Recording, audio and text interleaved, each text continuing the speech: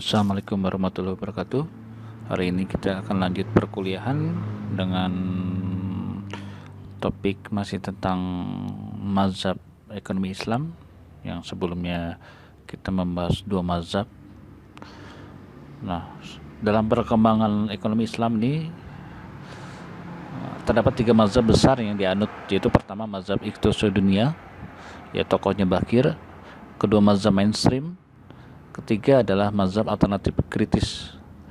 Nah, hari ini saya akan mencoba membahas tentang mazhab alternatif kritis. Pelopor mazhab ini adalah Timur Quran. Beliau adalah ketua jurusan ekonomi di University of Southern California. Ada Profesor Zomo dari Yale Cambridge, Harvard Malaysia, dan Muhammad Arif. Mazhab ini mengkritik kedua mazhab sebelumnya. Mazhab Bakir dikritiknya sebagai mazhab yang berusaha untuk menemukan sesuatu yang baru yang sebenarnya sudah ditemukan oleh orang lain. Dengan kata lain, menghancurkan teori lama kemudian menggantinya dengan teori yang baru. Nah, sementara itu, mazhab mainstream dikritiknya sebagai jiplakan dari ekonomi neoklasik dengan menghilangkan variabel riba dengan memasukkan variabel zakat serta niat. Nah, mereka berpendapat bahwa Islam adalah suatu pandangan atau ideologi yang sebenarnya mutlak yang berbicara mengenai ekonomi Islam, berarti mengkaji pemikiran manusia tentang ayat-ayat Allah dan sunnah Nabi dalam aspek ekonomi. Nah, jadi menurut mazhab alternatif ini, ekonomi Islam adalah suatu wacana yang masih bisa diperdebatkan kebenarannya karena merupakan suatu tafsiran manusia terhadap Al-Quran dan Sunnah yang perlu dikaji terus-menerus. Pemikiran tentang sistem ekonomi khususnya perbankan, ekonomi Islam dan perbankan adalah doktrin modern yang menawarkan alternatif untuk sistem ekonomi yang dikembangkan di barat termasuk sistem kapitalis dan sosialisme.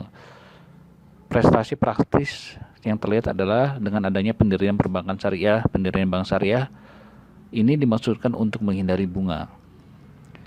Nah, ekonomi Islam juga memperkenalkan norma-norma Islam, perilaku ekonomi, dan sistem retribusi. Nah, Timur Quran berpendapat bahwa doktrin ekonomi Islam adalah sederhana. Beberapa muslim beranggapan serius dan aplikasi praktis dan tidak memiliki efek dilihat pada efisiensi, pertumbuhan, dan pengurangan kemiskinan. Dalam kasus apapun, tujuan sebenarnya belum peningkatan ekonomi, melainkan budaya identitas Islam yang berbeda untuk melawan globalisasi budaya. Itulah penyebab global Islamisme yang dikenal juga sebagai fundamentalis Islam. Dengan mengacu bahwa masyarakat muslim telah hidup atau dapat hidup dengan aturan ekonomi yang berbeda. Perbankan Islam yang paling terlihat dalam pencapaian ekonomi Islam adalah perbankan Islam yang berbeda dengan bank konvensional dalam hal bunga. Bank syariah seharusnya menghindari bunga dengan alasan Al-Quran melarang semua tentang kategori bunga. Sejak tahun 1970, lebih dari 60 negara telah mendirikan bank syariah. Timur Quran berpendapat bahwa Al-Quran melarang praktik riba yang melibatkan percikan dari utang pinjaman yang tidak mampu untuk melakukan pembayaran sesuai jadwal yang telah ditentukan. Riba adalah sumber ketidakstabilan politik. Kepentingan bahwa biaya bank yang modern pada pinjaman atau yang menawarkan kepada deposan tidak melibatkan bahaya seperti itu. Dalam kasus apapun, Quran memegang bunga sangat diperlukan untuk kehidupan ekonomi yang berfungsi untuk mengalokasikan modal dan risiko secara lebih efisien. Nah, itu sebabnya ada masyarakat masa lalu atau sekarang telah berhasil memberantas bunga.